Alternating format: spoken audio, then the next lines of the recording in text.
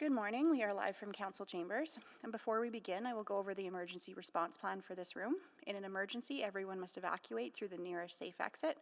Those seated in the gallery will take direction from security, and Council will take direction from the meeting clerk.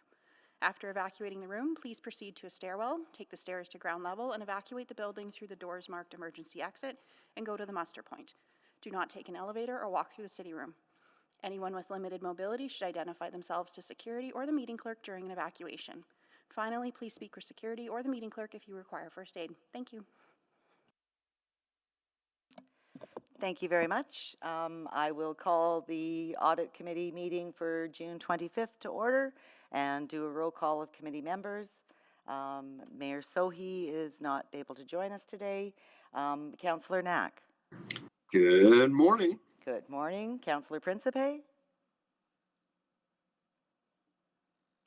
Councillor Rutherford. Good morning. Mr. Burrows, are you online?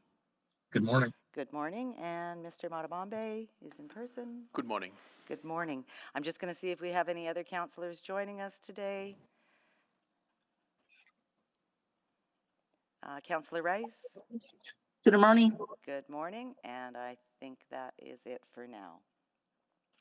I'd also like to do a land acknowledgement, and at this time I'd like to acknowledge that we meet on the traditional land of Treaty 6 territory in the Métis homeland, and acknowledge the diverse Indigenous peoples whose ancestors' footsteps have marked this territory for centuries, such as Cree, Dene, Saulteaux, Blackfoot, Nakota Sioux, as well as Métis and Inuit, and now settlers from around the world. If I could have somebody, do the adoption of the agenda. I'll move that. Thank you, Councillor Rutherford. Please vote. Or, sorry, any questions? Do we have any additions? Yes, they're all on the summary of agenda changes. Yes, please. Thank you. I will move the adoption of the agenda with the additions of 7.2, 7.6, and 9.1, and replacement page on 7.1. Yes. Thank you. Any questions? Seeing none, please vote.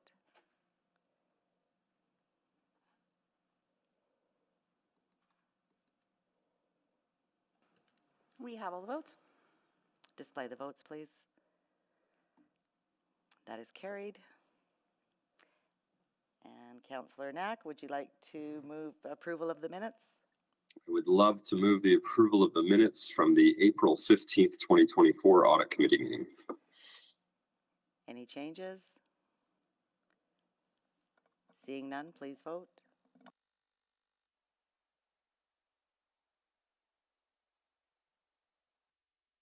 We have all the votes. Display the votes, please. That is carried. And protocol items, I do have one. So before we get started, I'd like to acknowledge that June 27th is Canadian Multiculturalism Day. This day honors the many cultural communities that help build a strong and vibrant Canadian society, and is an opportunity to reflect on the diverse identities, languages, and traditions that enrich our nation. Canada's commitment to multiculturalism fosters understanding, respect, and unity among its people. I'm proud that Edmonton is made up of cultural communities from all over the world. When we take the time to learn about one another's backgrounds and embrace our differences, we create a more inclusive and harmonious society for all. And I'm also proud to be a member of the most diverse city council in Edmonton's history. Being able to draw on the collective experiences of this whole council allows us to make better decisions. It doesn't necessarily make the job any easier, but it does allow us to eliminate blind spots that may exist on a less diverse council. And as we enter the full swing of summer, I encourage all Edmontonians to get out into their communities and learn about their neighbours. Whether it's an upcoming Canada Day celebration, Taste of Edmonton, Heritage Days, or Kerry West, just to name a few. We have so many opportunities to learn about and celebrate one another. And on an impromptu protocol item, I would also like to show my Edmonton pride for wearing the Oilers colors for the last time. And congratulations to the Oilers on providing us such an exciting playoff run over the past couple of months. And congratulations as well to Connor McDavid in his play to earn the Conn Smythe Trophy. So I think it was a great way that it brought community together, and can't wait till we go for it next year. Thank you. Now I'll turn to my colleagues and select items for debate, please.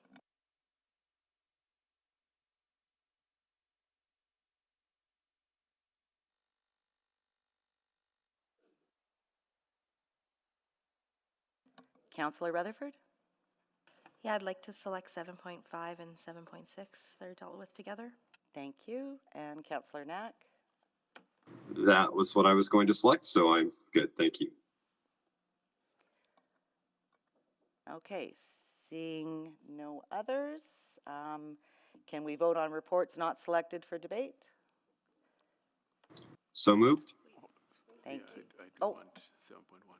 Sorry, Mr. Matamambe? Yes, Madam Chair, I would like to select item 7.1 and maybe 7.2 if they go together. All right, so 7.1, 7.2. And that just leaves us then not selected 7.3, 7.4, and 9.1. Is that right, Madam Clerk? That is correct. If you want to invite a motion to deal with those items. Councillor Rutherford? Oh, Andrew, sorry, Councillor Knack already moved that? Yes, yes, sure. Thank you. And please vote.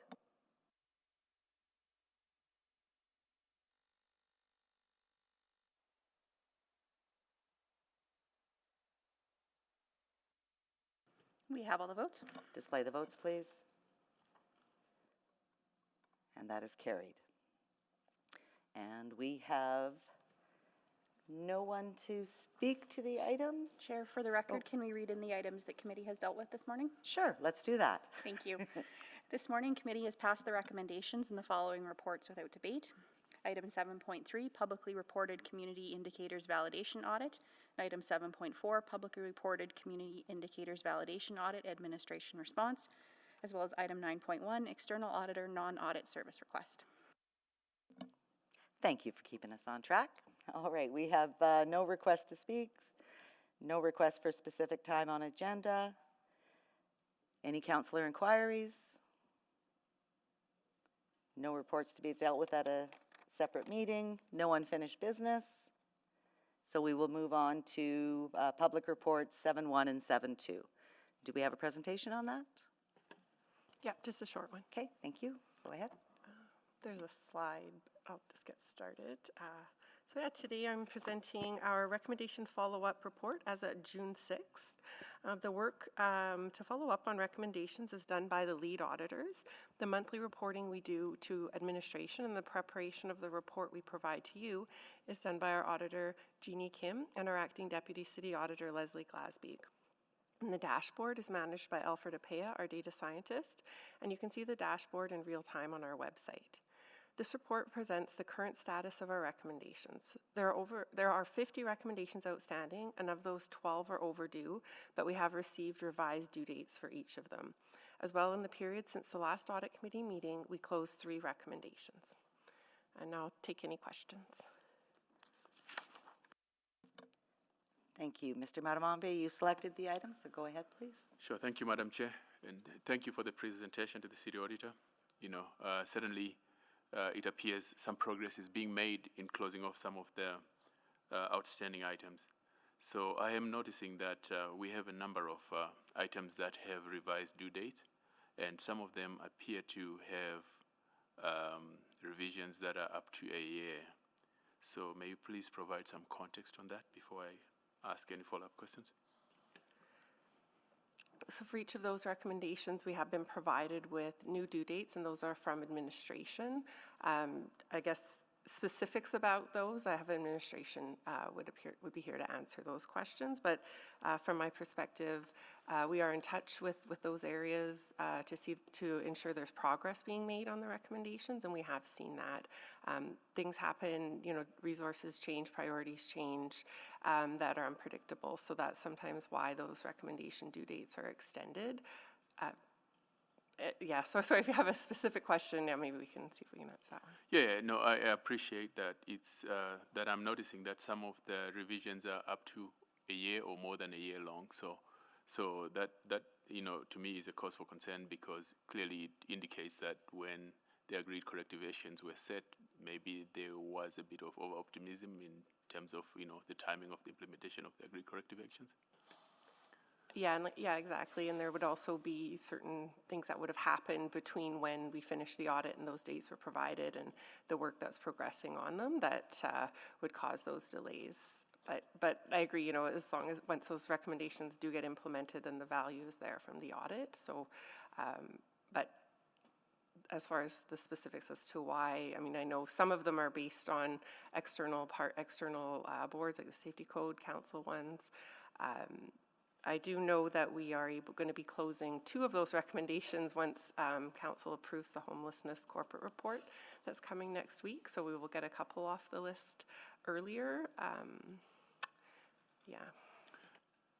As a follow-up to that, what from the city auditor standpoint, what are the common themes that you're seeing across these long outstanding items? I think it's the sort of competing priorities that administration has, it's resources that are required, it's changes in industry requirements that have happened since the audit. Some of them are unforeseen circumstances. For example, the potential strike from CSU 52 would have delayed sort of the implications of that. The implications of the event that occurred at City Hall as well have impacted some timelines for the administration. But I would like, if you would have specific recommendations, we'd ask them to give you their specific reasons. Yeah, it will be beneficial if we just hear from the administration on, the general reasons why you have the items that are on page 19 of 127 and 20 of 127 and 21 of 127 still out there, so they can speak to whichever items they select.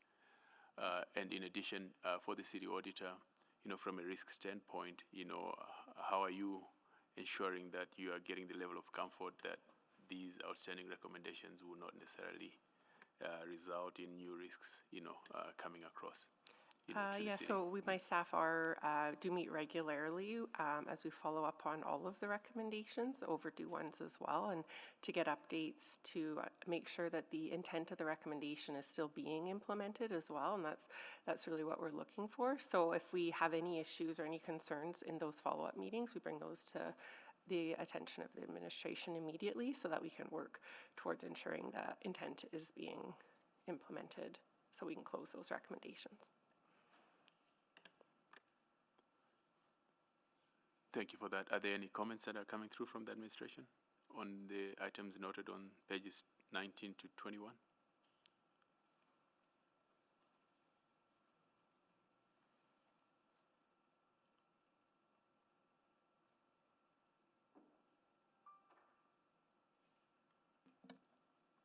Do we have anybody from administration wanting to comment? If the one is the one that you're referencing about FEMCO, the information I have up is the report that has the overdue recommendations.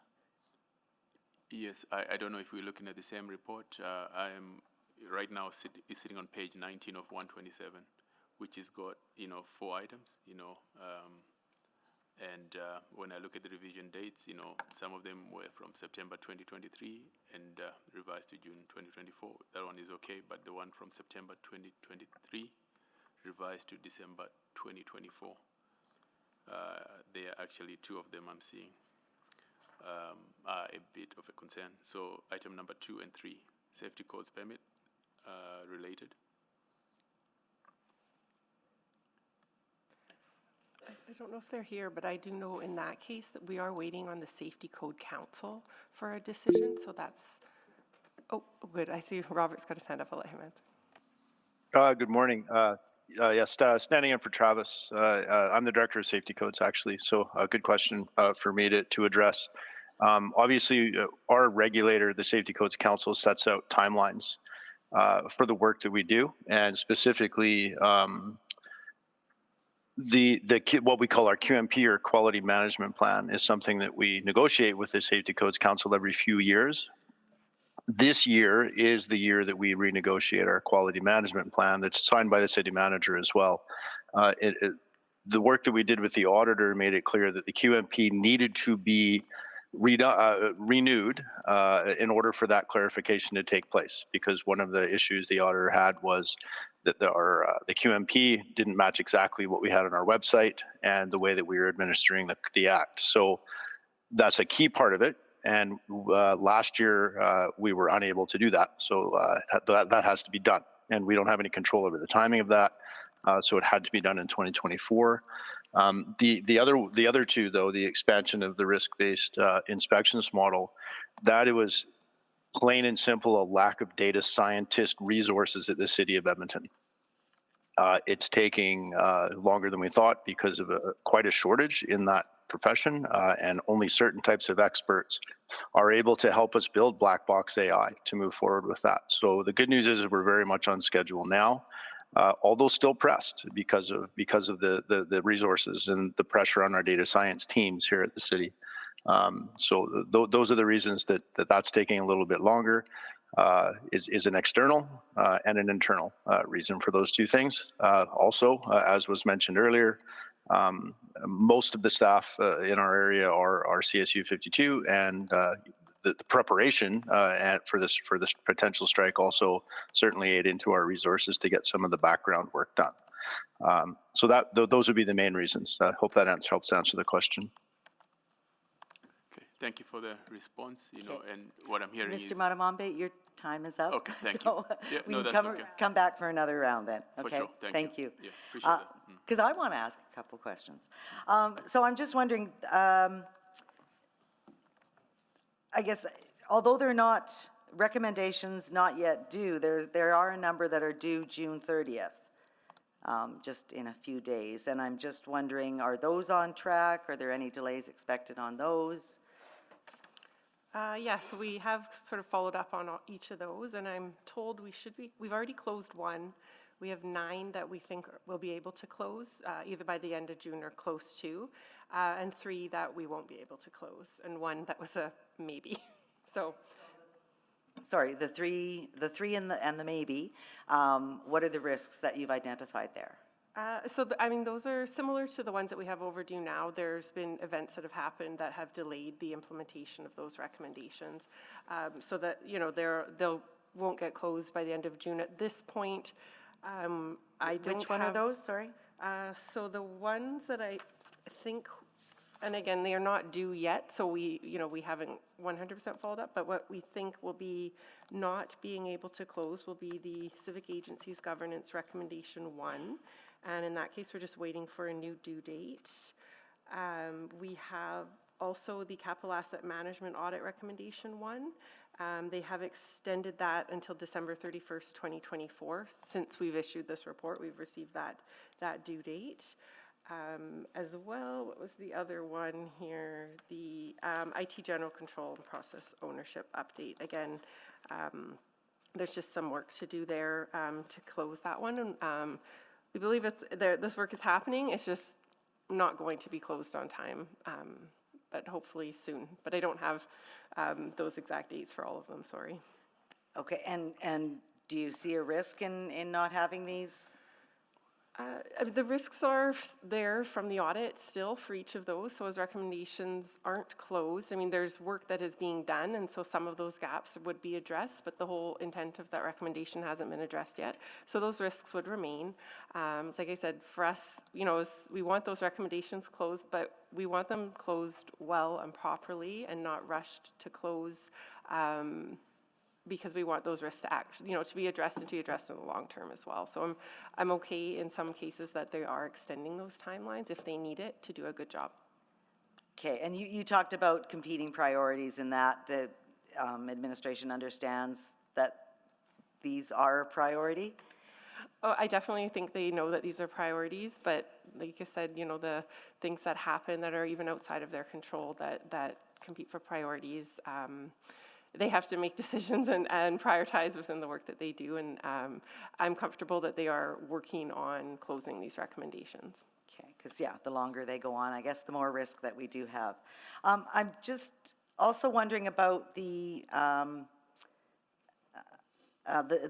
revised due date on the grants and subsidies for the evaluating grant programs and subsidies. It was originally 2024, and then we've got a notice that it was then put off till September of 2025. Can that not be done in conjunction with the other recommendation to monitor and report on the compliance?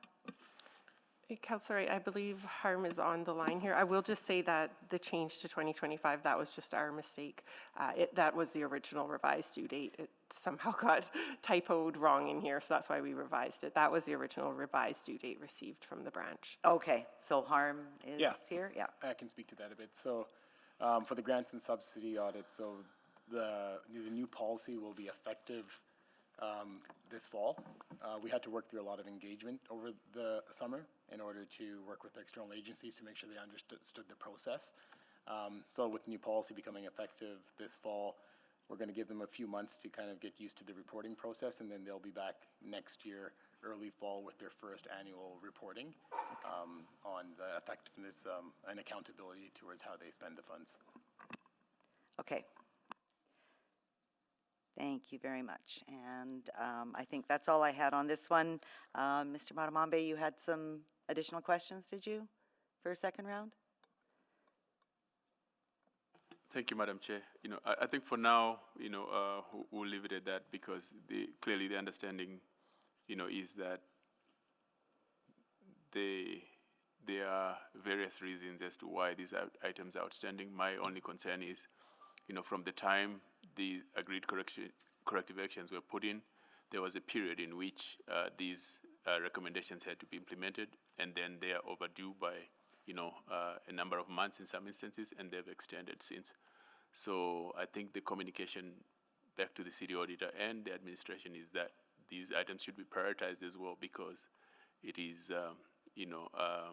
one indicator of, the effectiveness of the overall audit process as well, and the commitment, of management to make sure that these items are resolved. We can't be sitting at every audit committee meeting and receiving the same kind of feedback.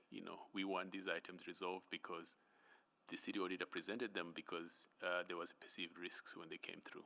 So we don't want that to be lost in the process. Appreciate that. Thank you very much.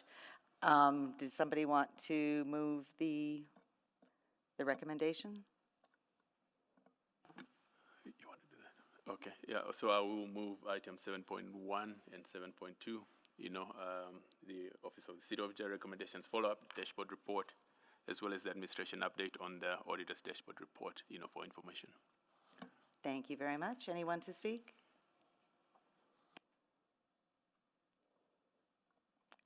Mr. Matamambe, do you want to close? Any further comments? No further comments. Just to reiterate, obviously we commend the effort that the city auditor is putting in, and we hope that they continue to collaborate effectively with the management to make sure that these items are resolved. Hopefully we see a better result at the next audit committee meeting. Agreed. Thank you very much. Please vote.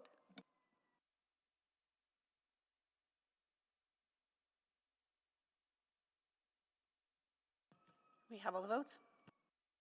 Display the votes, please. That is carried. And we will move on to item 7576, please, and a presentation. Thank you. I have just a short presentation as well. So thank you. So now presenting to you our Equitable Recreation Programming Audit Report. The audit team for this audit included Acting Deputy City Auditor Leslie Glasvik and Auditors John Bowers and Jeannie Kim. In August 2022, City Council passed a motion that the City Auditor, as part of the proposed 2023 Office of the City Auditor Work Plan, perform an audit of the city's equitable recreation programming. The objectives of this audit was to determine whether the Community Recreation and Culture Branch has an effective approach to providing equitable recreation programming for all Edmontonians. This audit did not include reviewing the appropriateness of any specific program or resource allocation decision made by the branch.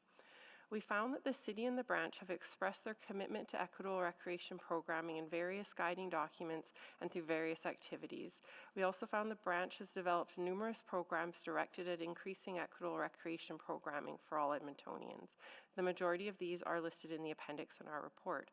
However, our overall conclusion from this audit is that the branch does not have an effective approach to planning and providing equitable recreation programming for all Edmontonians. So on the next slide here, we've made 4 recommendations to address the areas where the branch can improve its approach to providing equitable recreation programming. So this includes consistently reaching out to the broader public to identify barriers and programming needs, developing a plan to assist with the development and delivery of equitable recreation programming. The plan should focus on equity concerns and set priorities for program development, partnership agreements, and resource allocation. In addition, the plan should include performance tracking and communication tactics to effectively support the overall vision for equitable recreation programming. Thirdly, identifying and tracking minimum objectives for each programming type, registered, spontaneous use, and drop-in, and individual programs to assess if they are meeting their objectives. And lastly, developing documents to guide staff through the process of planning recreation programming. An effective approach to providing equitable recreation programming for all Edmontonians will allow the branch to demonstrate the city's commitment to equitable recreation programming, show that decisions on equitable recreation programming are supported, transparent, fair, and evidence-based, and help the branch prioritize program development, partnership agreements, and resource allocation.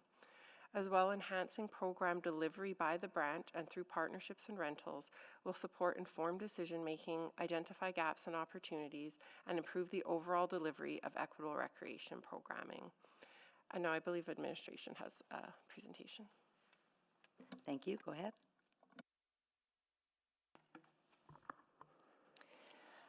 Thank you and good morning. My name is Jennifer Flaman. I'm the Deputy City Manager of Community Services, and today I'm joined by Roger Devney, Branch Manager of Community Recreation and Culture, as well as a number of our staff available to respond to questions after our presentation. We're here to provide committee with our administrative response to this audit completed by the Office of the City Auditor. Next slide, please. The CRC branch provides a wide range of services across over 60 facilities, 23 River Valley parks, serving close to 8.5 million people each year. In 2023, our team booked out 527,928 hours across our arenas, sports fields, tracks, aquatics, picnics, gymnasiums, and facility rentals. That's the equivalent of 60.3 years. I'm just going to pause for a moment to let that sink in. 527,928 hours, or the equivalent of 60 years. The branch has advanced a community hub concept, which entails free access to open spaces outdoors and within facilities for people to congregate and connect with each other to make spaces vibrant and welcoming to all. The CRC branch has put considerable effort into establishing recreation programming that is diverse, accessible, and welcoming for all community members, and works hard to deliver a wide range of programs and services to improve the quality of life for all Edmontonians. It is acknowledged that the branch does not have a current framework that articulates equity and inclusion goals. However, equity and inclusion are supported, embraced, and delivered by this branch. The branch provides about 40 programs and services to increase equity and address multiple barriers, including financial barriers, age-specific barriers, gender-specific barriers, cultural barriers, and physical barriers. I'll now pass it over to Roger Devney to provide further details on the branch's current equitable recreation programming. Thanks, Jen. The branch has many examples of programming that we listed in attachment 1 of the report. And those examples increase the equitable access to recreation for Edmontonians. Some of the examples include our Leisure Access Program that has over 100,000 current members, and that provides free access to recreation facilities and 75% off admissions to our program registrations. The branch's Nicano program, which combines the cultural teachings and guidance of Indigenous elders and leaders with an aquatic pre-employment program for Indigenous youth, and includes instruction on water safety education, first aid, CPR, and leadership skills. The city is working with Bantero Traditional Healing Society, and we started the program together over 20 years ago with over 500 participants going through the program. The success in Nicano has also turned to expansion of the program to reach beyond aquatics with the support of the Indigenous Relations Office. And we're working to establish the program out of the zoo in addition to our current locations at Clairview and Mill Woods. Newcomer programming that includes arts programs and collaborations with Catholic Social Services, or the free Welcome to Swimming drop-in services for newcomers, providing orientation to pools and safety lessons are shared. Our Green Shack program provides free drop-in outdoor playground programs for children across the city, and in 2023, this program served over 200,000 children. Free access to 1,500 different sports fields, 160 kilometers of walking or biking paths, and over 20 River Valley parks help people enjoy recreation and outdoor spaces. And whether that's playing a sport, enjoying a family picnic, or a walk in the beautiful River Valley, there are many different users using the spaces, using these parks for many different purposes. Adapted programming for those who are hard of hearing, and specifically adapted equipment or programs for fitness, swimming, golf, biking, and play. We recognize the growing diversity of our city, and members of our branch participate in the Voluntary Language Identifiers program, where public-facing employees wear a name tag, or wear a tag which indicates which languages they can communicate in. Across the city, there are over 430 staff members serving Edmontonians in over 60 different languages. The City of Edmonton's website describes how the branch welcomes children and adults of all abilities into our facilities, and it's committed to the inclusion of individuals with disabilities into our programs. It offers guidance documents for recreation opportunities for individuals with disabilities. There's an accessibility rating guide for facilities and parks, and a guide to planning accessible meetings and events. Next slide, please. The City of Edmonton, of course, is not the only organization providing equitable recreation programming and services in the City of Edmonton. It's a team effort, and the space is assisted by many others to provide access to our community. Partner agencies like Free Play for Kids, Jumpstart, Youth Unlimited, Riverbend Rocks, C5, the Boys and Girls Club, Edmonton Immigrant Services Association, and the Alberta Immigrant Women and Children's Center help us provide after-school programming for youth and many other programs in our facilities. Community leagues provide access to Community Hub, outdoor rinks, playgrounds, and more. And not-for-profit organizations like Sports Central, Kids Sport, Cerebral Palsy of Alberta, the Wellness Network of Edmonton, Adaptabilities, and the Center for Autism Services for Alberta all support access to programming as well. The City of Edmonton strives to provide a variety of recreation programming to meet the diverse needs of the community and provide equitable access to Edmontonians regardless of age, gender, identity, ability, family status, ethnicity, race, religion, or income level. And we recognize our lane, and sometimes the program is better provided by those who are subject matter experts or who are currently involved with the demographic already. Next slide. The CRC branch continuously strives to improve access to recreation programming for all Edmontonians and advances universally accessible spaces, services, facilities, and transportation networks. The branch recognizes the gaps that currently exist and appreciates the opportunity to take a more thoughtful approach to implementing the auditor's recommendations. The branch has accepted the 4 recommendations from the city auditor with an implementation approach that consistently assesses community needs, and that's underway now in 2024, measuring the progress, and evaluating the impact on community to better inform decision-making, to maximize the use of facilities through allocation planning and the implementation of an overarching plan, providing guidance to coordinate the development and continuation of programming within the branch, and finding new ways to communicate programming so that more segments are better reached. We'll continue to work with the community to support the provision of equitable programming and work towards the delivery of these objectives within the context of our financial realities. The branch specifically will complete the following to implement the 4 recommendations. We will develop a multidisciplinary approach to improving how the branch obtains information on recreation programming needs that includes qualitative and quantitative surveys. They'll serve as a foundational guide to both our short-term and longer-term plans, including our requisite budget requirements. We'll develop an integrated equity plan aligned to corporate equity objectives and CRC's integrated business plan that will demonstrate progress on the branch's equity objectives and identify opportunities to improve upon them. This will include a vision, goals, and objective performance measures, targets, and a review of the current allocation processes. It will also include a communication plan to increase awareness within diverse communities of city recreation programming opportunities. As part of administration's development of an integrated equity plan, the branch will develop equity objectives for each major programming area, including allocation models to assess the performance of the programming. Currently, we work to align with city plan intentions and directions, but they're not well documented within a plan. The branch will also develop documented guidance for staff to build a shared understanding of the branch vision and the goals that are established to support equitable programming. It's important to note that there will be a need to adjust existing programs or changes to current programming in order to provide the space, staff, time, and financial means to provide additional equitable recreation programming, and we welcome the opportunity to undertake that work. And we will be happy now to take any questions that you may have. Thank you very much. Councillor Rutherford, you selected the item. Did you want to go first? Sure, yeah. Thank you. I have so many questions. I'll probably have a couple rounds. So I guess first to the city auditor, if I'm just holistically summarizing your report, is it fair to say my interpretation is that the recreation is striving for it, and in some ways they're doing the best they can, but it's just a lack of coordination? Is that the overall crux?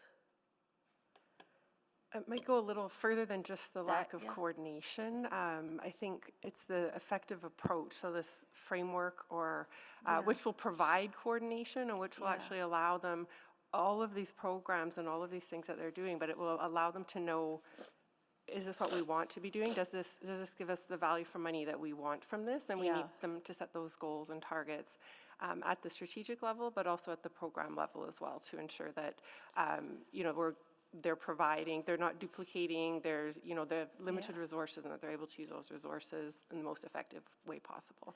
Yeah. So some coordination, but also, there's a lot of more work than that behind it. Yeah. But I think about, like, for example, what I'm hearing in the report is, like, how we determine programming is essentially what we did last year with a few tweaks based on feedback. But then we're also canceling quite 22% of programs. So I guess I want to dig into that to admin's response, because your response kept referencing within our financial means. But I guess the question I have for you is, wouldn't these recommendations from the auditor, not just around inclusivity, but also help with just better programming for a changing and diverse city of Edmonton, so that we are actually not canceling as many programs and getting that revenue? Yeah, I think our planning process goes a little bit beyond how you described it. Our summer programs right now, we're offering 25% more than we did last summer, or we're 98% sold out for the summer. Mm-hmm. So we do think we're relevant. Each different programming type takes a different approach to. Well, swimming, I think we all know the swimming program is oversubscribed. So let's do an example that's not swimming. Those are all of our summer day camps at the zoo, in River Valley Parks, in Matar Conservatory, at the City Arts Center. Yeah. So for example, okay, let's talk about the summer programming. So you have summer programming. If there's a parent that says, like, my child has severe ADHD, how can they participate in this what currently happens? So in examples like that, walk me through that. We do meet with the parents when they come forward and say their child has some particular needs. We work with them to try to make accommodations to the program to support that child's full participation. So we've moved away over the last 15 years to running segregated programs in trying to integrate kids. So we provide sign language for kids who are deaf or hard of hearing for swimming lessons. We'll work with the family and parents for specific accommodations to other kinds of programs. We do have some swim lessons that are geared around people with disabilities, but we'll also work to integrate them where we can into our own programs. And sometimes the community delivers those. We offer swimming lessons, for example, in English or French. We also work with the community who offers swimming lessons in Cantonese and Mandarin in our pools. So I guess my question at the crux of it is, this report definitely, to me, was great from the auditor in hitting on some of the things that I had been noticing and had concerns about, and put it into a very concise document. What I'm not hearing from administration, aside from, yes, we're going to accept these recommendations, but we already do a great job, I'm not hearing what you've learned from this audit. Can you summarize that for me? I think that what we've learned is the opportunity to be more concise in the framework and to develop the performance measures and the targets and a more targeted communications plan in both understanding community need as well as sharing out to the community the opportunities that are there.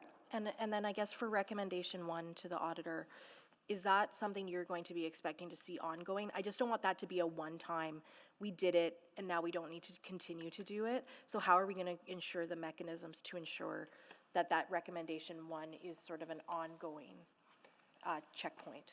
So for us, we would look to see that they've got the process in place to do that. We would wait before closing that recommendation to have had them to perform it. After that, we would have to close it. And I mean, as with all recommendations, if something happens after we've closed it, there's not much we can do other than another audit down the road potentially.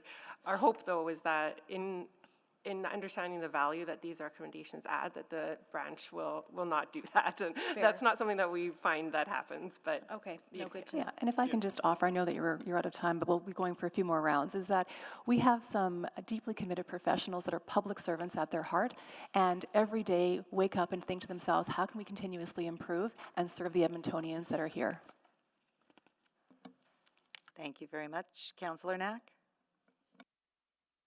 Thank you very much.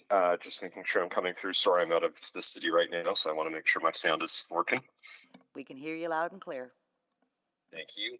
Appreciate the information. I wanted to pick up a little more on recommendation number 1 to start. The response was that the consideration will be given to pursuing these pieces, and while I've heard in the presentation, it's maybe I'm picking up on the word consideration a little too much, and maybe it was just not the right word choice, but are we going to be considering doing that work, or are we going to be doing that work in recommendation 1? Yeah, Council, we will be doing that work. Work's underway now. We did the last major citywide survey in 2018 before COVID. So we were scheduled to do that work. We fully support the auditor's recommendation and recognize the need to do that on an ongoing basis, possibly more frequently than once every 4 or 5 years. That's the big citywide piece, but we continue to do smaller scale research and best practices and jurisdictional scans, market assessments. So it's an ongoing piece, but the big one will happen this year, the big citywide survey. Okay, yeah, and that good. So it's not so much we're considering doing it; we are doing it, which is great. We're figuring out how to best to do it on an ongoing basis, and I guess that was going to be the next question, because I think about how ETS now does monthly surveys of both riders and non-riders, and yeah, it's a bit more of a pulse survey the way I understand it. Are we thinking about sort of taking a similar approach? Because I very much view ETS and recreation as some of our 2 most forward-facing services that need that regular and ongoing response. So are we thinking of sort of shifting more into the way that ETS has been doing things the last, I would say, sort of year, 2 years, as a way for you to be able to stay on top of changing trends, changing feedback, customer feedback from their experiences, all of that? Yeah, we certainly get a lot of customer feedback and spend a lot of time with that feedback. Where we've identified the gap is sort of our non-customers, those people who currently aren't using our facilities, and they need to better understand their needs and how they'd like to participate in recreation. And so that's something, so what I'm hearing, just to make sure I'm summarizing, is that we're looking to try to find a way to be connecting with folks more than once every 4 or 5 years, to make sure we're hearing from those who maybe don't feel like they have the services or programs available to them right now, and then using that to ideally help inform what we fund, what we don't fund, if we need more funding, as an example, those types of things. Is that right? Yeah, I'll maybe ask Kim Brockhoff, our Director of Customer Analytics and Digital Transformation, to answer that. She's leading the sort of the market research piece and the community engagement piece, and maybe I'll provide more depth than I have. Thanks, Roger, and good morning, everybody. As Roger said, I'm Kim Brockhoff, Director of Customer Analytics and Digital Transformation. We are working actively at the moment to outline the research approach here, and our intent is exactly that, to do this on an ongoing basis and keep it current to drive not only our programming, but a lot of the work that we do across the branch.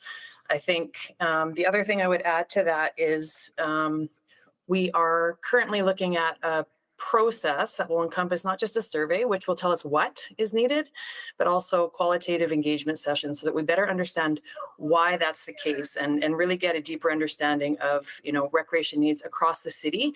And we're aiming to do that at a district level as well. Great. How much time do I have? Sorry, Councillor Wright? Minute 30.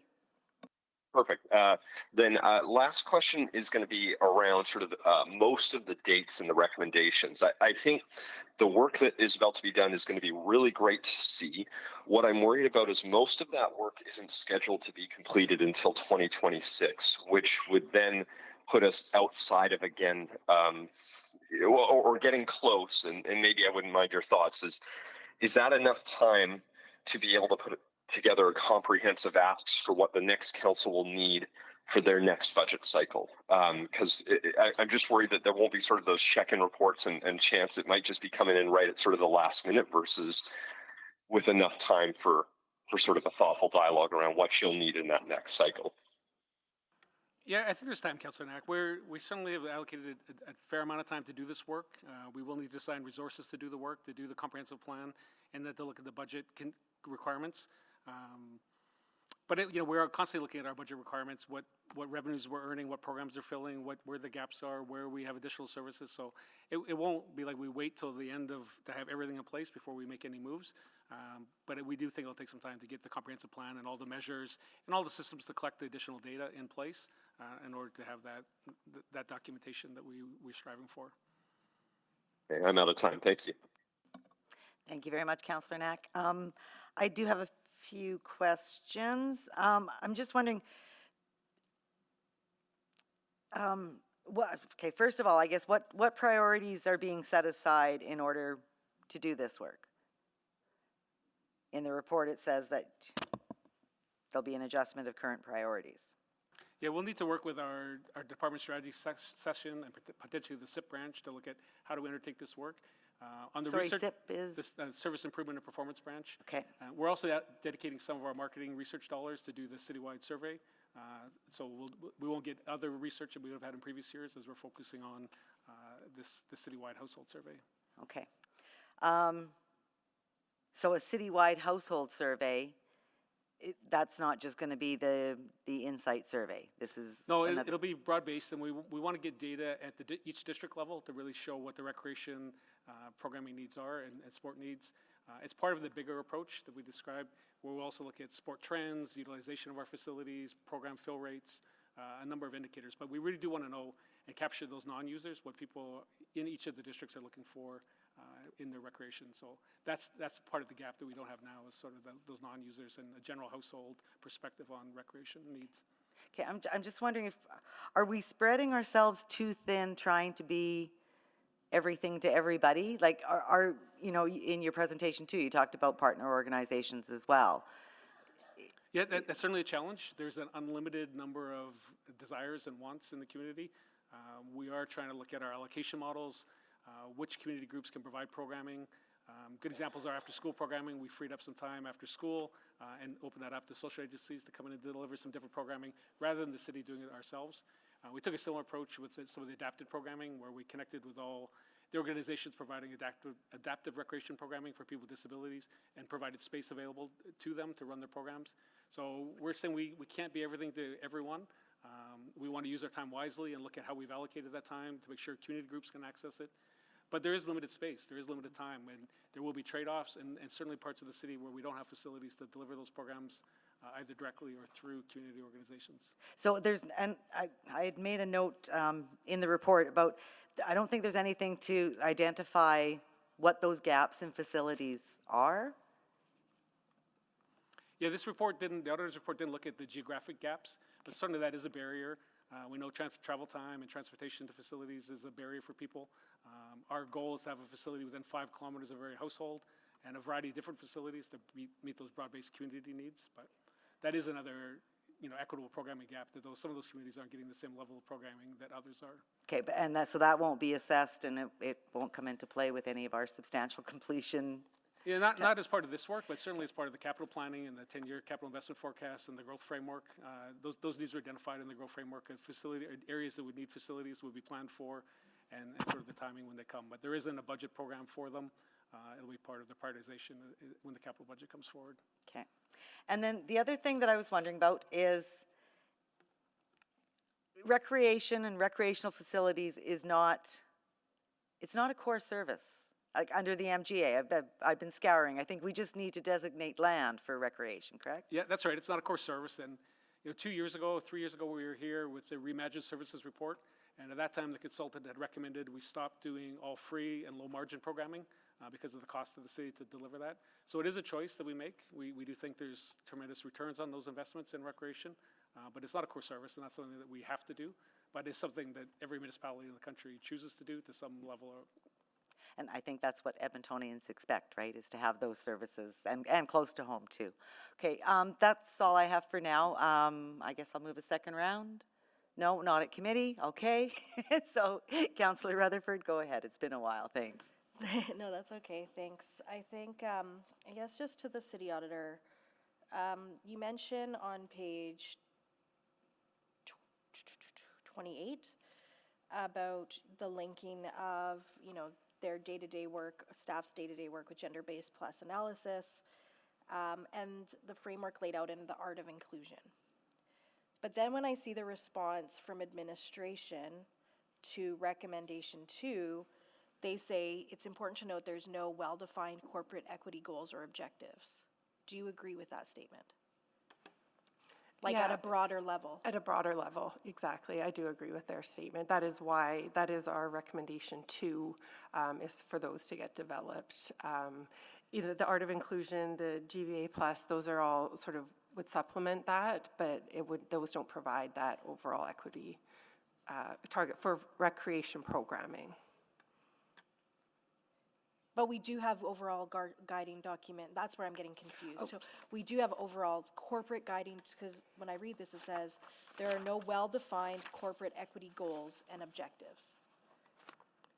But we do have corporate equity goals and objectives. Like, is there a bigger gap that I am missing? Like, whether it's recreation or not, is there a bigger body of work that needs to happen as a collective corporation, I guess is my question, is what I'm trying to get at. Yeah, I would say there's probably is. There are pieces of it that we found through our review of different policies, different business plans for the department, the approach to recreational programming, as well as the recreation user fee policy. But there's nothing that is kind of bringing all of that together which is why we made recommendation 2. Yeah. Like they are missing that. So even coming through from the city plan, I believe there are things that allude to it, that the city's committed to doing this, but to really get it so it can be operationalized, it's that middle layer that we're missing.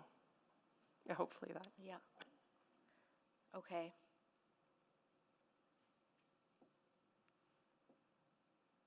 Okay.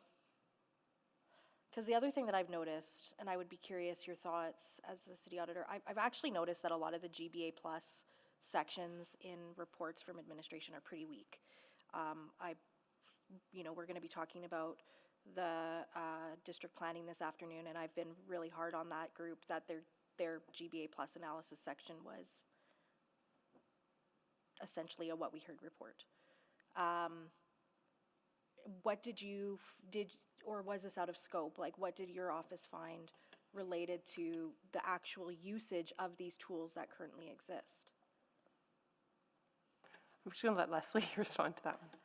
So yeah, there's these guiding documents like GBA plus, but it's really bringing that down and operationalizing that to a level that's, I think, where we identified a gap and the guidance for staff is necessary.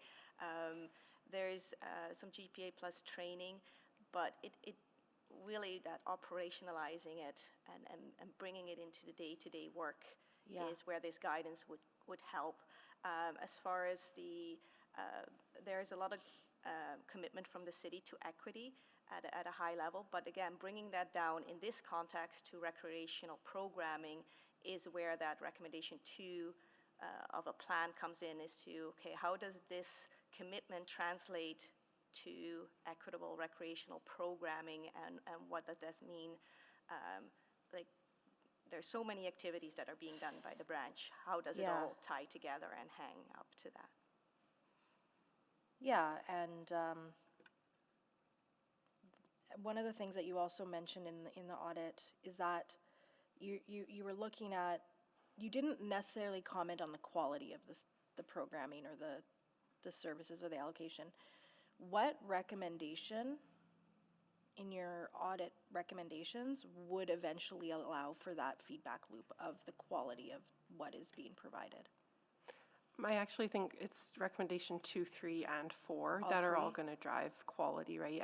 And again, what does quality mean? That needs to be defined, right? So it can be measured and we can. So I just wanted to make sure it wasn't like, we're not just gonna again say, okay, we're doing these things.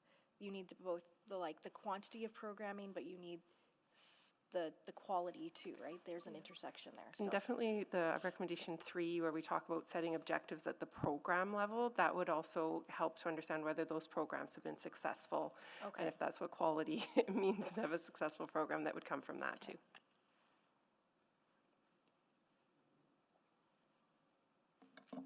Thank you, Councillor Rutherford. Oh, I didn't put my name up on the board, but I have some further questions as well. So the audit was done in 2023? For the most part, yeah. Okay, and then recommendations decided on or made and accepted in when? 2023 as well? Those would have happened in 2024. We did the disclosure of the report with the administration and got consensus on the recommendations. Okay, so I'm just wondering what, if anything, has transpired in that time, like in the past maybe 4 or 5 months? I know there were a number of things that delayed this report that would have impacted what work the branch could have done, but I will pass it on to Roger. What were those things then? The potential strike, CSU 52, as well as the incident at City Hall. Okay, how did the incident at City Hall impact? Particularly for my staff who were in the building at the time, we did require some additional time to finalize the report and provide it. Okay, thank you very much. I just didn't get the connection there. So I really am concerned about, taking over 2 years to implement some of these things, and especially when we always seem to see delays in the dates and being pushed off. I'm just wondering, is there any way, some of these things can be maybe piloted in the interim? Do we have to wait until? No, yeah, absolutely, Councilor. We're starting already a review of our allocation models and who we're allocating time to and how those processes work with focus on equity. We're starting the research piece, and that will go forward. We've certainly gone through the city plan intentions and directions and pulled out specific recommendations there that we're moving on. There's a report going to ELT around equity measures and some of the GBA plus questions that were raised. So there's some broader corporate work happening, as well as the work that we're undertaking to continue to move forward on this piece. That deadline really was to give us time to do the comprehensive plan, to do the research, to do the analysis, and then get it all together in a way that makes sense strategically and also makes sense for our staff to implement as they're planning and delivering those programs. And if I can also just add, this work is going to have a huge impact on community. And so we want to walk this very thoughtfully, because there are revenue generation targets that are given to CRC that they have to meet. And if the direction is that we have to stop doing a thing and offer different services at lower margins or fill rates in the service of equity and inclusion and diversity, then that we just want to walk very carefully and understand that we don't have any unintended consequences and everyone goes in with eyes wide open. Okay, and I think the gap is around, 49 million right now? From what's being delivered? Are you in terms of the entire City of Edmonton deficit position? No, I'm the CRC revenue and expenses, page 7 of the auditor's report. It shows,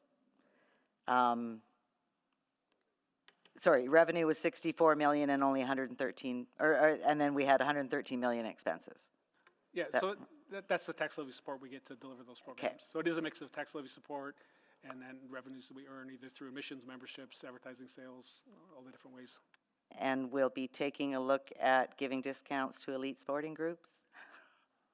As far as I'm thinking the rink. We do have a recreation fee policy that lays out accessibility, equity, but also the return goals, the market rates. There's a review of rates in the market to make sure that we're sort of mid-range on things. So no specific discounts are being looked at for specific groups, but that overall, where are we subsidizing? Right now we subsidize minor sport, whether it's in arenas, sports fields, swimming pools, at 50% of what the adult rates are. So that does make up a portion of the tax levy subsidy we get to operate. The leisure access programs, members of that program only pay 25% of the program cost. And the rest is subsidized by the tax levy. And I mean, and the leisure access program does ensure that those at lower income levels are provided those benefits. Yeah. I think that balance as well, Councillor, the after-school programming, we did have rental groups in that time, so we've freed that up and then provided it at no cost to the social agencies to deliver that targeted youth after-school programming. So those are revenue implications. We are using our tax levy allotment to help fill those gaps to provide that programming. I just remember when the request came forward for the discounted rates for, I think it was the minor hockey, there was really no rationale or rhyme or reason as to why they were getting that much of a discount. So this will help to sort of clarify and how those discounts are being passed on to. Yeah, I think there is rhyme and reason, Councillor. There is a very clear council policy on how fees are set, and that minor support groups are subsidized at 50% of the adult rate. There's directions about emission fees in there, and very clear guidance on how we set fees, and the number of factors that we do look at when we bring those fees forward to council for approval. Okay, I don't recall getting that rationale. So next round, Councillor Rutherford. Yes, thank you. Of the recommendations, is what, if any, work would be foreseen to come back to committee or council? To administration?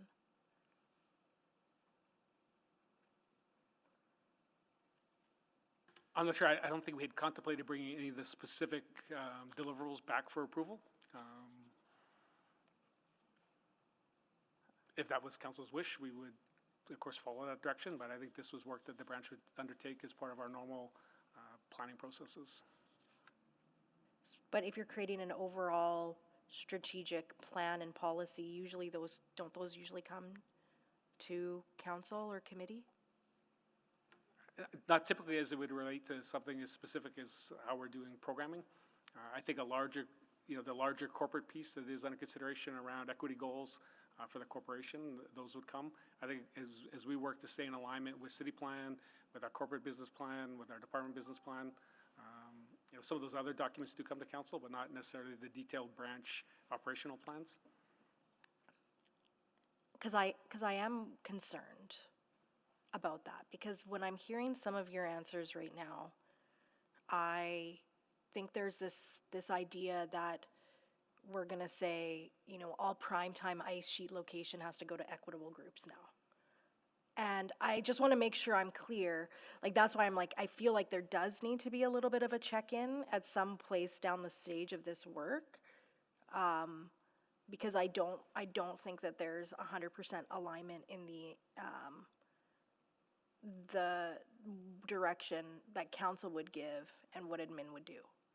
If I don't want to see something, again, what I often see with equity serving groups is that it can and does often get positioned as it will come back with a big service package in the next 4-year budget in an untenable way that we will then have to decide if we actually want to serve this population in any kind of meaningful way, rather than saying, when I read the city auditor's report, I'm hearing an opportunity, as with most audits, to say, how do we refine and redefine how we do things so it's more thoughtful and consistent and rationalized in terms of ensuring that all groups are being heard and considered in our decision-making process. Is that your understanding as well, I guess, is what I'm... Yeah, no one's suggesting that the pendulum is going to wildly swing the other way, and now we're locking the doors and only certain kinds of people get to use Because I do sense a sense of apprehension about revenue loss or... No, but those are absolute considerations. And this is the team, when I talked about the over 500,000 hours of programming, that is done with deep thought, considering all of the feedback and opportunities and trying to meet the needs of many. It is quite a science and an art of the allocation that is done. And they would continue to do that. And because of this audit, be able to have some performance measures, have a framework to hang it on, and to really be, I think, more thoughtful and be able to demonstrate that thoughtfulness is the intent. Yeah, and I guess my concern is that we're not going to have a feedback mechanism loop to council for some of these overarching documents that are going to guide that. So again, I think there's this understanding that there's good intents, and I know that everybody, and I really want to just say this clearly, all admin staff works to their best abilities and amazingly well for the betterment of Edmonton, and I don't think that's at question here. But we all still have biases. I am a city councillor who tries my best every day to make the city better, but I make mistakes and I'm not perfect, and I can improve. And I think that's the intent in the heart of this work. So I guess just, I feel like we've got this high level, okay, there's these problems there's these gaps, and specifically around that overarching guiding documents to guide the work. But if there's no we have to go do those guiding documents, and then we'll do the work. And there's no check-in with council. I'm a bit concerned about the budgetary impacts that could have without another check-in with council. Yeah, and Councillor, not all of our equitable efforts would require budget.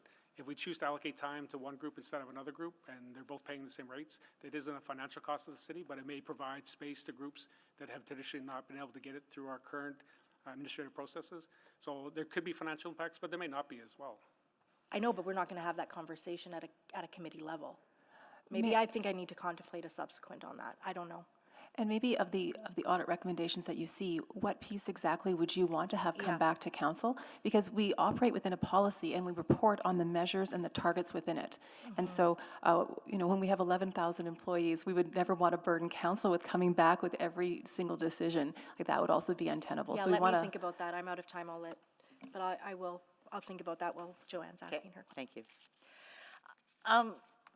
I guess I'm still a bit concerned about not looking at our facility and infrastructures.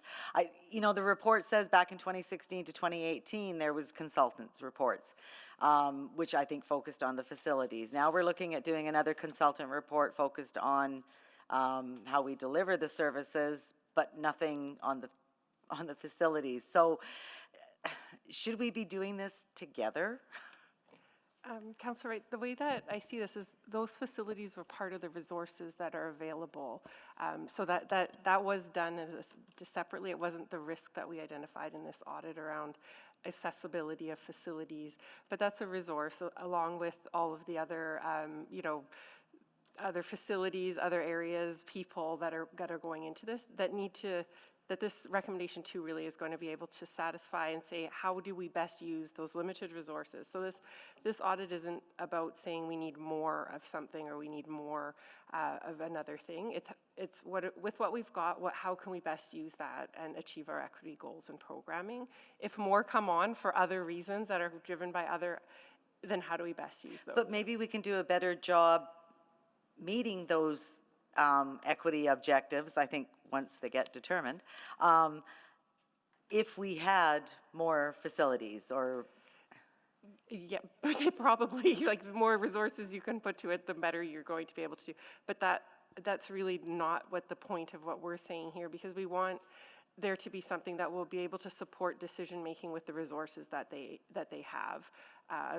If they want to get more, that's a different discussion, I believe. That would be outside of what the intent of this recommendation is. This is to support with what you have, how can you best achieve those? Once you set them, what it is that you want, and you can defend your decisions around that, because you won't be everything to everybody. No, but I'm just wondering, though, I think the overarching objective of this is how to deliver the best services on an equitable level. Mr. Jevney, I think I see you hitting your mic. We have brought a few reports to council on this, and certainly the growth management framework that was here last week at Urban Planning Committee identified the areas where facilities will be needed based on our metric or our service level standard of one within 5 kilometers of each household. Council did approve funding in the last budget to start the planning work on the Heritage Valley Community Recreation Center, given the population build out in that area. So it would probably be more appropriate to come back as part of the 10-year capital investment framework around where those investments are required and that plan to fund them over the 10 years as opposed to something in this report. But we certainly hear your point about it is hard to deliver those, the same level of programming in communities where we don't have a swimming pool or a sheet of ice or a soccer pitch to provide. Okay. Will that sort of be considered when you, like in I guess in meeting some of these recommendations of how to improve that access? Yeah, certainly. And we're looking also how can we provide programming like we do with the Green Shacks in every single neighborhood. Can we do things on district parks that don't have a facility that provides some level of access to certain kinds of programs? Certainly can't run swimming lessons, but what could we do on those district programs? That's not something we have resourced, but it is something that we identified through this work to say that might be an opportunity for us in that interim before we're able to get facilities built and deliver the type of programming we do in other neighborhoods. Is there any quick fixes or sort of low-hanging fruit that we can address some of these concerns in the meantime without having to wait 2 years? Okay, we'll continue all of our program planning. While there's no specific, we've identified no specific targets or measures around equity. It's certainly in all of the strategic documents, equity inclusion are listed as core principles. The city plan has many, many specific examples of things that we're working towards as we do our program planning in our attractions, in our pools, in our park spaces, in our recreation centers. So work will continue. It's really the time to get it into that comprehensive framework with performance measures, with data collection techniques. That's what will take the time, but we're not going to wait 2 years before we start moving further down this path than we are today. The other thing we don't have, there isn't a mandate to only provide programming to equity-seeking groups. There's still a broad base of programming that we're trying to provide in these community centers and in our neighborhoods and districts as we do our planning. The competing priorities, I understand. All right, thank you. Councillor Rutherford.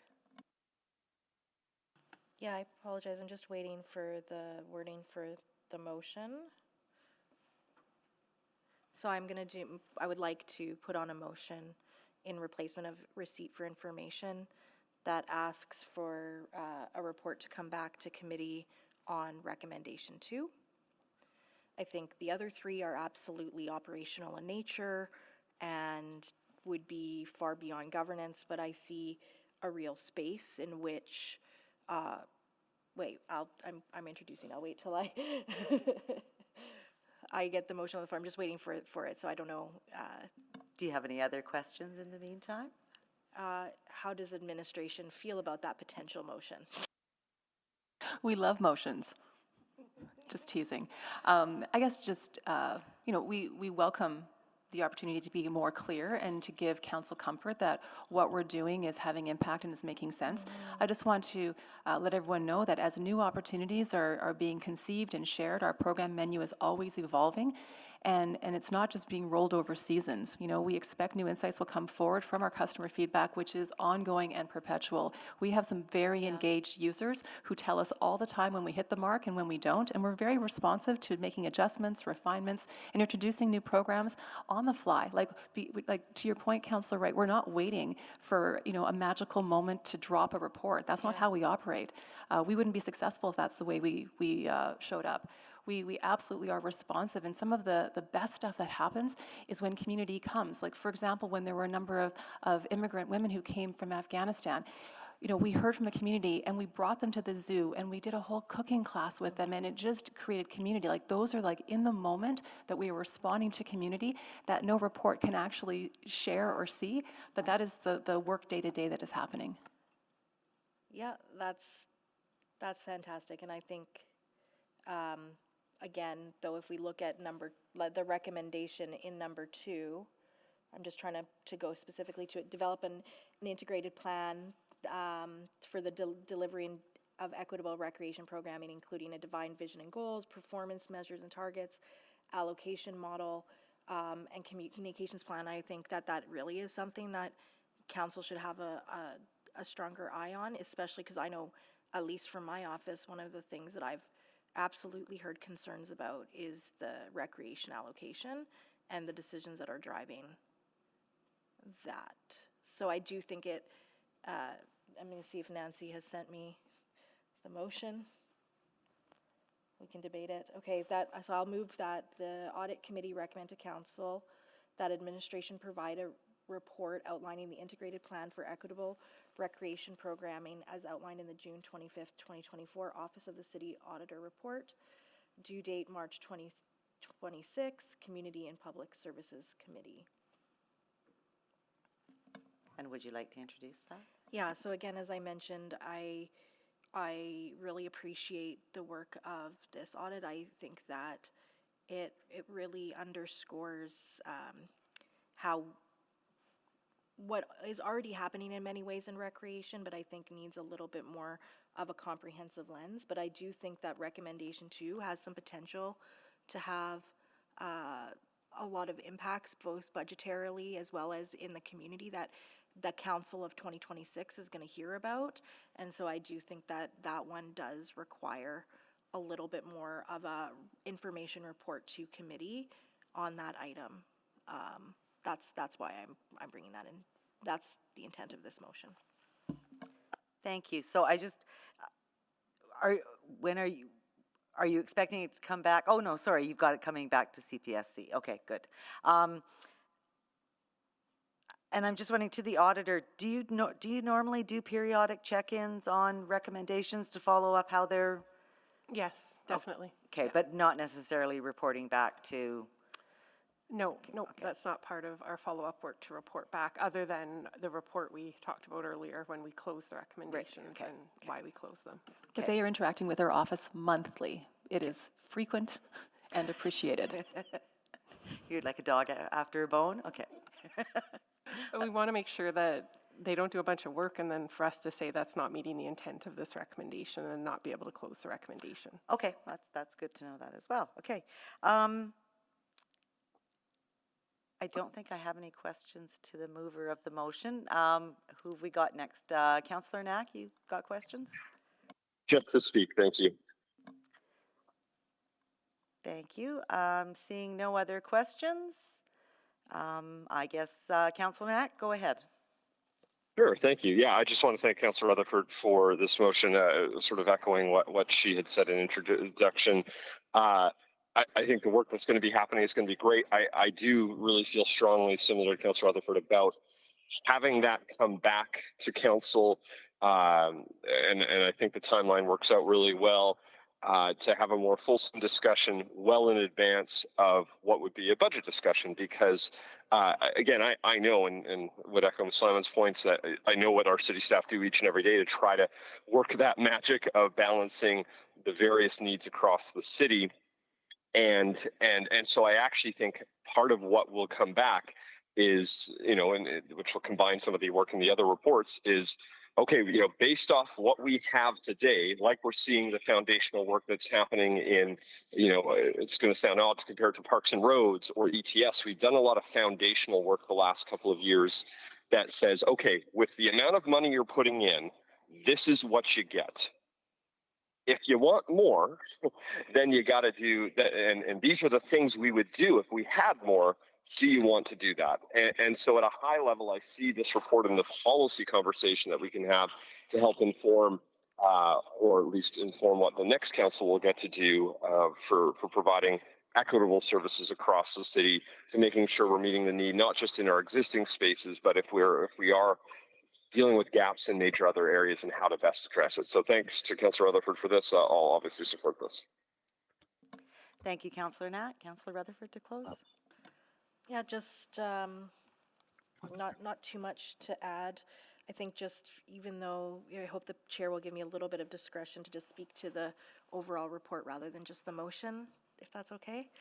Perfect, thank you. Again, I know that this was a complicated ask to the city auditor when this motion came forward for this audit. It's the kind of stuff that's a little bit more nebulous, a little bit harder to conceptualize, and I think that the team really did an outstanding job in shoring up both what the recreation department is doing really well and will continue to do really well, and as with anything related to inclusion and equity, where there's some inherent biases and work that we need to do to continually improve.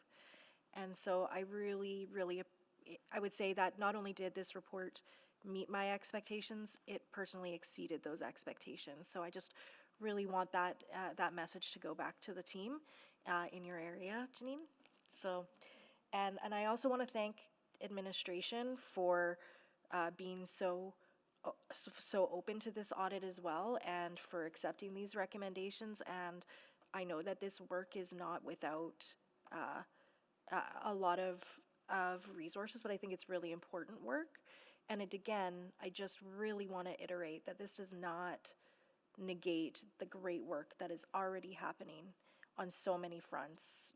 The Appendix 1 is a great example of the ways in which you are doing an amazing job as a department of trying to meet those marks, as well as I really appreciated Mr. Jevney's comment about also not just having isolated programming for every group, because you don't necessarily want a kid that's deaf to not be able to be a normal kid and be with normal, in a situation. So I really appreciated that perspective and that comment as well. So I really just felt it was important to highlight that. Again, equity and inclusion work is hard work because it's really introspective.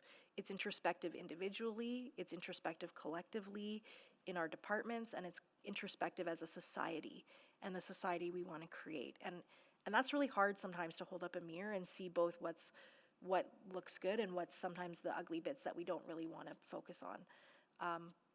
So I think it's really courageous and really commendable that recreation has and will continue to step into that space to make sure that our recreation works for all Edmontonians.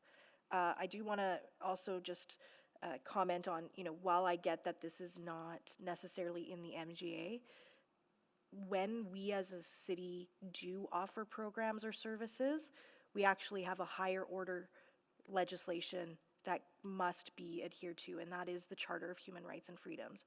And in that, it actually says that there's both rights and obligations. And as an order of government, we have a higher level of obligation for the services and programs we provide to be accessible and to not create undue barriers. So yes, is it a choice whether we provide programs or not, recreation programming? Yes, but as long as we are providing recreation programming, we must meet our obligations to make it as accessible as possible. So I just wanted to put that context out there because I think it's a really important piece of the conversation. Again, I hope council, when this comes to council, will support it. The audit committee doesn't have broader discretion about directing non-audit related work. That's why it has to go to council. But I think it is an important conversation, and the timing, as Councillor Knack mentioned, would be great for the next bigger 4-year budget debate and ensuring that we're seeing what might have budgetary impacts and what might not. So I really appreciate this being supported by my colleagues today. Thank you. Thank you very much, Councillor Rutherford. Please vote. On a yes. Thank you, Councillor Knack.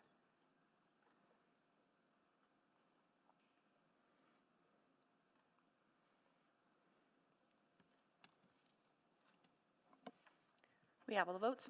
Display the votes, please. That is carried.